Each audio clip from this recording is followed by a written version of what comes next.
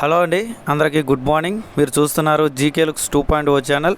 ఈరోజు ఈ వీడియోలో రీసెంట్గా యాష్ గారి వీడియో ఒకటి వైరల్ అవుతుందండి. యాష్ గారు యూఎస్ఏకి సంబంధించిన ఒక న్యూస్ ఛానల్ నుంచి మన కోసం ఒక వీడియో రిలీజ్ చేశారు. ప్రెస్ రిలీజ్ అన్నట్టుగా మనకి చిన్న వీడియో క్లిప్ అనేది వైరల్ అవుతుంది. దాంతోపాటు ప్రజెంట్ ఉన్న సిచ్యువేషన్లో చాలా వైరల్ అవుతున్నాయి. అసలు ఏంటి కథ, వీటిలో ఎంతవరకు నిజాలు ఉన్నాయి, ఎంతవరకు మన వాళ్ళు క్రియేట్ చేసి చెప్తున్నారు అనేది మనం ఇక్కడ మాట్లాడుకుందాం.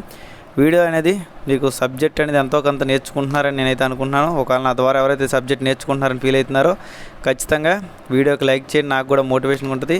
అలాగే కుదిరినంత వరకు షేర్ చేయండి. అలాగే మన ఛానల్ చూస్తూ కూడా ఇంకా సబ్స్క్రైబ్ చేసుకోకపోతే సబ్స్క్రైబ్ చేసుకొని సపోర్ట్ చేయండి. ఇక్కడ మీరు గమనించినట్టయితే 26వ తారీఖు కల్లా ఏదో జరిగిపోద్ది, ఏప్రిల్ 26వ తారీఖు అని చాలామంది హడావిడి చేశారు గతంలో. నిన్న ఆల్రెడీ 26వ తారీఖు అయిపోయింది, ఈరోజు 27వ తారీఖు కూడా వచ్చింది. మరి ఆ పెద్ద మనుషులు చెప్పిన ఆ 26వ తారీఖు ఏం జరిగింది అనేది ఒకసారి కనుక్కోండి. అంటే బేసిక్గా మనకు తెలియదు కదండి, మరి తెలియకపోతే కనుక్కోవచ్చుగా. ఓకే, చాలామంది ఏమంటున్నారంటే వాళ్ళు ఏదో గ్రూపుల్లో వాయిస్లు పెడుతున్నారు, కానీ జీకే గారు వాళ్ళు మళ్ళీ ఫోన్లు చేస్తే ఎత్తడం కానీ మెసేజ్ పెడితే రిప్లై ఇవ్వడం కానీ అంత గొప్ప పనులు అయితే చేయరు. జస్ట్ ఏదో ఆ రోజు ఆ వాయిస్ చేయాలనిపించింది, హైలైట్ అవ్వాలనిపించింది, అవుతున్నారు అంతే అన్నట్టుగా చాలామంది అయితే వాపోతున్నారు అన్నమాట.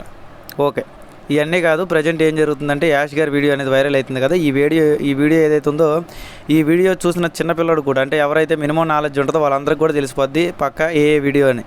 ఓకే, ఒక ఏ వీడియోని తీసుకొచ్చేసి నిజంగా యాష్ గారు వచ్చేసి ఒక యూఎస్ఏ ఛానల్లో మాట్లాడేస్తున్నారు అని చెప్పి క్రియేట్ చేసి గ్రూపుల్లో షేర్ చేస్తున్నారు అంటేనే అర్థమవుతుంది ఇక్కడ మన వాళ్ళు తెలివి ఎంత దారుణంగా మితిమీరిపోతుంది అనేది. ఓకే, ఒక ఏ వీడియో అనేది సింపుల్గా తెలుస్తుంది మనకి. ఎందుకంటే యాష్ గారు దాదాపు 4 నెలలు బట్టి, అంటే 120 రోజుల పైనే ఆయన ముఖం మనం చూడలేదు. కనీసం ఎటువంటి పాపప్స్ కూడా మన ఓఎస్లో కానీ విక్టర్ విద్యాష్లో కానీ చూడాల.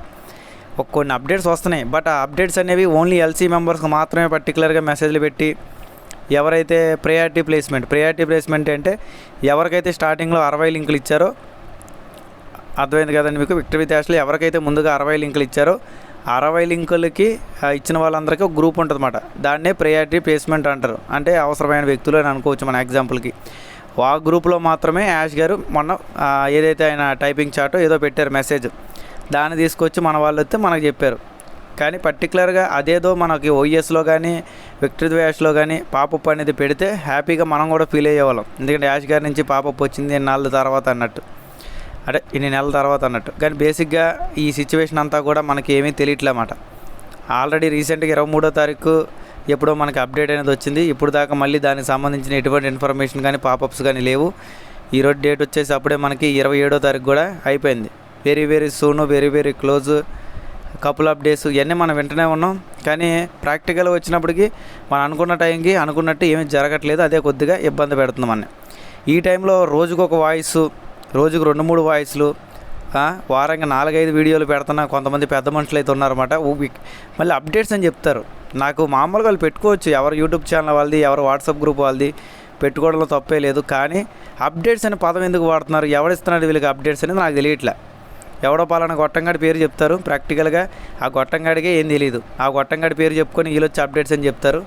తప్పుగా అనుకోవద్దండి. ఎందుకంటే చాలామంది ఫౌండర్స్ ఇప్పటికే ఇబ్బందులు ఉన్నారు.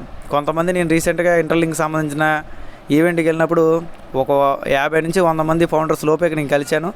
వాళ్ళు 50% వ్యక్తులు ఏం చెప్పారంటే, జీకే గారు మీరు చేసిన వీడియోలు వల్లే మేము పని చేసుకుంటున్నాం, లేకపోతే మధ్యలో ఒక 3-4 నెలలు మేము పని మానుకొని ఈ జనవరి నుంచి ఏదో వచ్చేస్తున్నారని పని మానుకొని ఇంట్లో కూర్చున్నాం.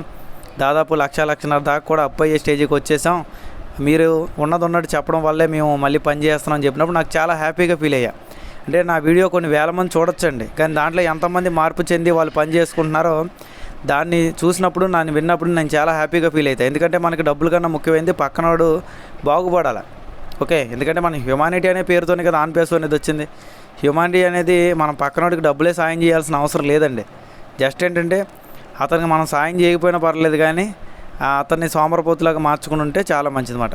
ఓకే, 20 నిమిషాలు, అరగంటలు, గంటన్నరలు లైవ్ మీటింగులు చేస్తున్నారు కొంతమంది అయితే ఇంటర్వ్యూలు చేస్తున్నారు. కొంతమంది వచ్చేసి ఏ వాయిస్లు చెప్తున్నారు, అప్డేట్స్ అంటున్నారు, అక్కడి నుంచి వచ్చిందంటున్నారు, ఇక్కడి నుంచి వచ్చిందంటున్నారు.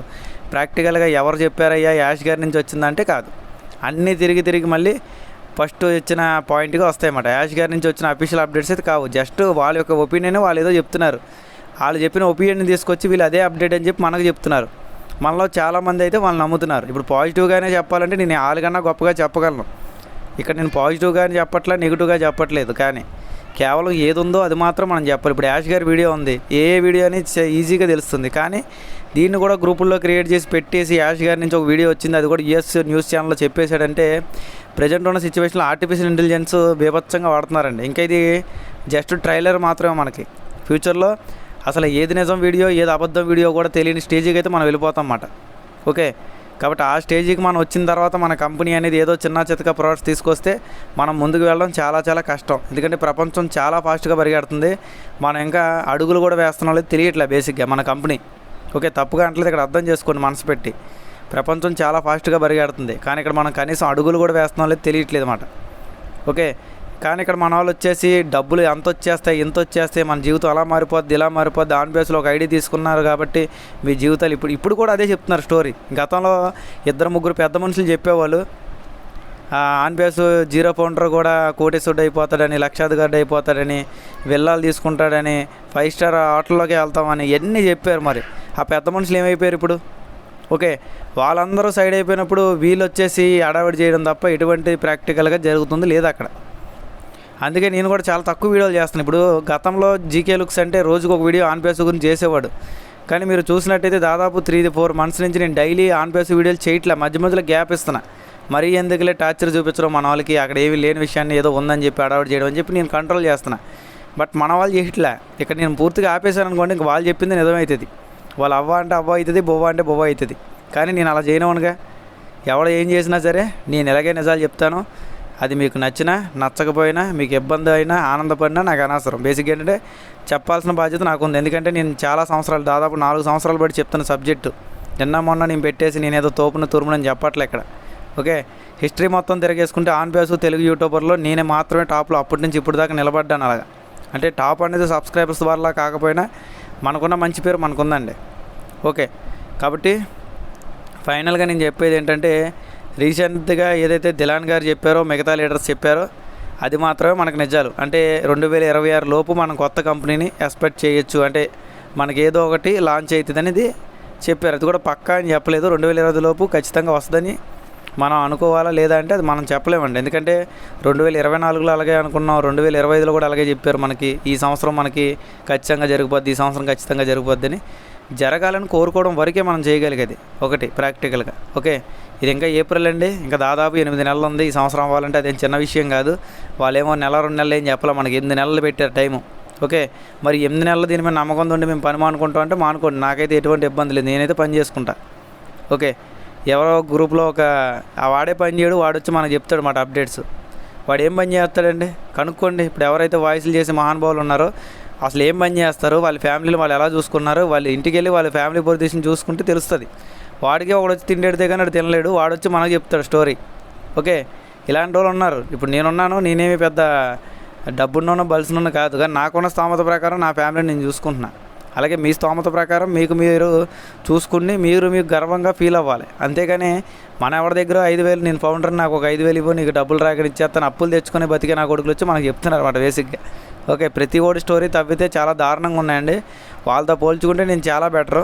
నాకున్న నాలెడ్జీ కానీ నాకున్న ఎంతో కొంత చిన్న ఇన్కమ్ అయినా సరే పక్కనోడి మీద ఆధారపడకుండా, పక్కనోడిని ఇబ్బంది పెట్టకుండా ముందుకు వెళ్తున్నా. కాబట్టి నాకైతే పెద్ద నష్టం లేదు.